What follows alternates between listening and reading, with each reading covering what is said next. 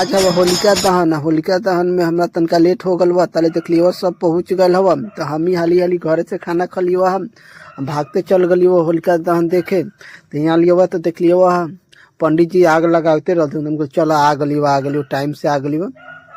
तो पंडित जी लगलथुन आग लगावे, तो देखा आग लगा दिलथुन। तो अच्छा तरीका से आग लग गल, ओकरा बाद लगलवा धार लागे तो सब कोई पीछे हटे लगलवा, मैंने साइड में हटे लगलो। तो हम ही साइड हो गलियो। ओकरा बाद का कर ली वह कि बाल लाए रही वो घरे से, तो बाल पका ले लो मकई के। ओकरा बाद देखा सब पहुंचल पूरा, हमारे गांव के लड़का सब पहुंचल हवा। ओकरा बाद कोनो बाल पकावत हवा, कोनो बड़ी लाइल हो तो बड़ी फेंकत हवा। तो हम तो बड़ी पका ले लिए वह।